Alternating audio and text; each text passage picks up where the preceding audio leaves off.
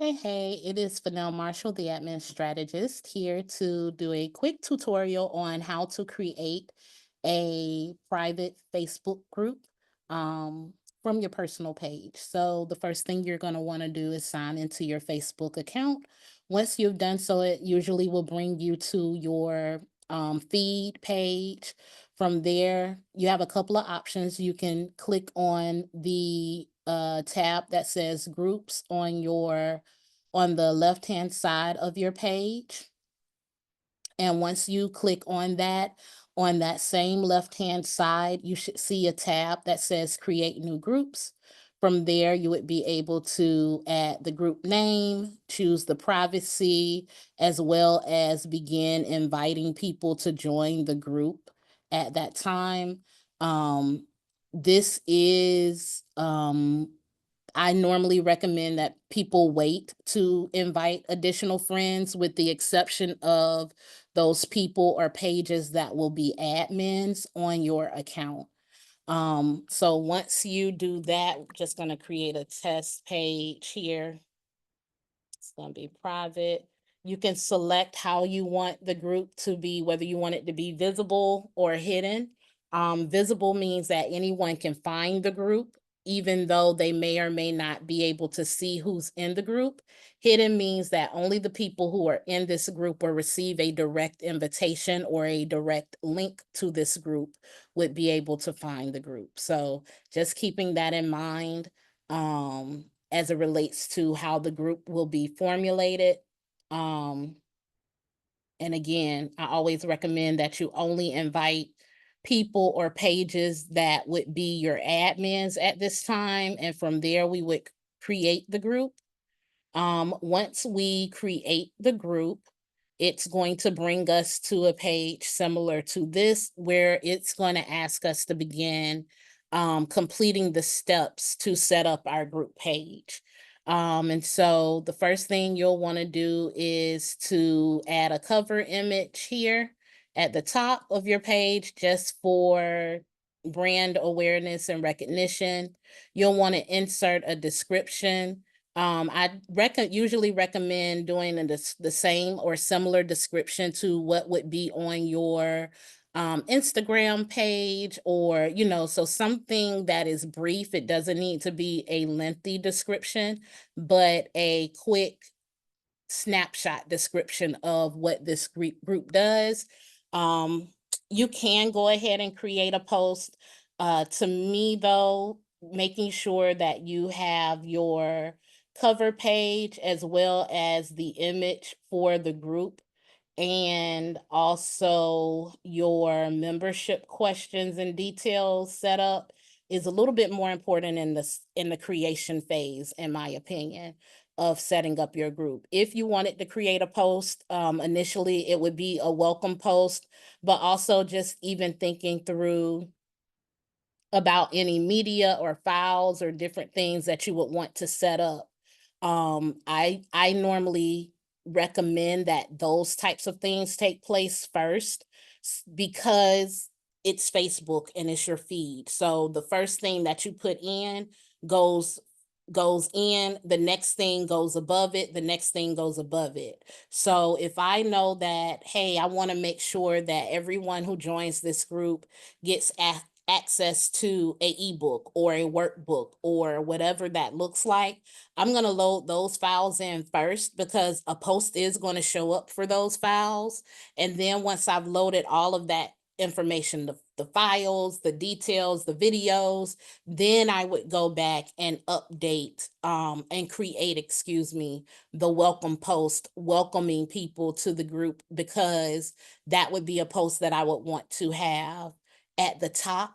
Another way that you can go about doing that, though, is you can create that post and then simply say, once you've created it, you can go back in and pin it to the featured. And so what that does is now that post would be at the top, even if other things come after it or are loaded into the group after the fact. So just kind of walking through some of the things you're going to want to make sure you speak to is your membership questions. You're going to want to make sure that you have membership questions. So one of them, if you're hosting a challenge or something along those lines, would be, have you registered for the challenge or for whatever qualifier it is? Have you purchased whatever the requirement was? Have you completed that step that gives you access to this group? So have you registered for the challenge?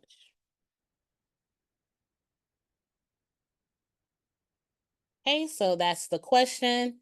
Um, we want to give a multiple choice answer, and so the answer is yes, no, I don't know, which I don't know why someone wouldn't know if they've done it or not, but hey, right? So save. So now they have the option of answering that question.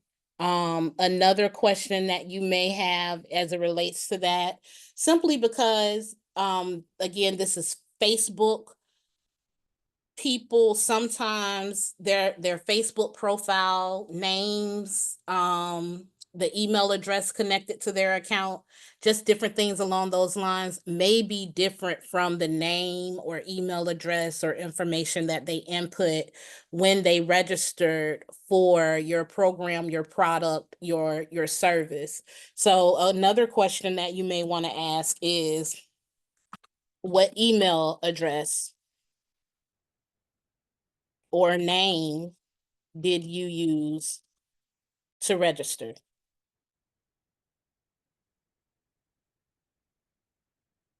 This question, again, may seem like a, huh, why would you have to ask that?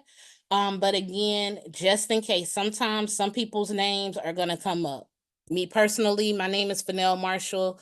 9 times out of 10, I register either as Fennell M or Fennell Marshall or F Marshall, something along those lines.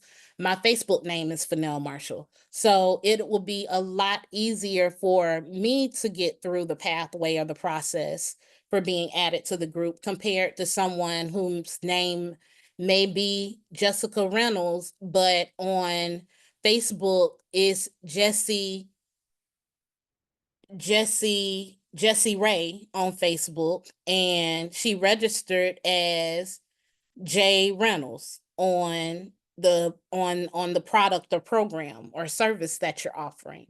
Well, Jay Reynolds could kind of lean over to it, but unless you really knew, you kind of really are going to need her to type in what the name is that she registered with, because Jessie Ray would probably not be the name that you're looking for when you're looking through your list to see those things. Um, then after that, you'll want to kind of think through what type of community rules or group rules you'll want to have. They have some preloaded ones that you can go in and just click on. I usually, as it relates to these example rules, use all four of them. And so when you're doing it, you just click create, and then you go back and you continue to go through them until you've gotten all of the ones that you want to have added. And then if you have any additional ones, then you can just go in, give it a title, write a brief description, click create, and that would be able to be added there as well. And so these would be the questions, those first set of questions, and these would be those first series of items that people would come across when they are trying to join the page for your group. Let's see what other things are deeply important as you're going through your community roles. And again, this side menu on your left hand side is going to be your best friend as it relates to your group management. Community roles, this is where you would be able to name additional people as admin or as moderators for your group. um, just be mindful that an admin has essentially the same level of autonomy as the admin does, as the owner of the group does. And then moderators can only um adjust things so they can assist with engagement in the community. They can assist with making sure that uh, content doesn't need to be flagged, or things are removed or things of that sort. But an admin can remove, they can add, they can approve or decline membership. They can review reports that's been submitted by a person on Facebook inside of the group as well. So those are the things that you'll definitely want to keep a mind be mindful of. Checking the group status really just goes through to check and make sure that your group doesn't have any violations or restrictions currently based off of the information that you've submitted on the group. Um, you can also edit your group settings. Here is where you would be able to update your group name. Um, you would also be able to create a member intro. So this is a message that goes to every time a person joins your group, they would get this message. That doesn't detract from the message that they'll get as the first post that says that I put in that said welcome. This would be a just a direct message to them, welcoming them to the group, inviting them, letting them know how to connect and communicate inside of the platform, things of that sort.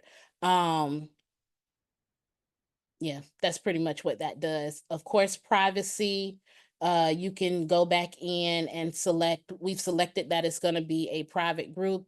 You selected that in this instance, the group is visible. You could update where the location of the group was at. Um, let's see. Um, if you had a special website don't excuse me handle that you would like your group to have, you can go in and you can customize that name, the website name, the domain for your Facebook group. So if I had a group that was called um the collective, then I might go in and try and see if the collective is available. That's pretty broad, so it's probably not available, but now I can go in and I can start um making it more specific. So if, in my case, if I was wanting to do the admin collective, as you can see, that is available. I've got a green check mark. So I could then name this group the admin collective and move forward from there. And from there you would just go through each one of these stages, who can join versus who can't. This is where I was saying you can set it up where profiles and pages. So if you have a professional page, you can invite your professional page to join. And some people may prefer to join using their professional page versus their personal page. You can manage the discussions. Um, Manage information, how information is added, what type of information can be added, by whom that information can be added. All of those things can be controlled under the group settings here listed. And then you can also choose to add some additional features like if you were a nonprofit and you're working to support a nonprofit, you can raise funds, you can tag products.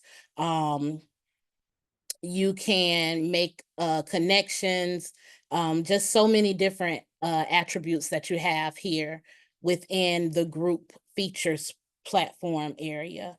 And then, of course, you will have access to your insights to be able to see how your group is growing, what type of engagement is currently there, who the admins and moderators are, who are actually engaging with people. You would be able to see those interactions there. You would be able to see all of the people who are a member of the group as well.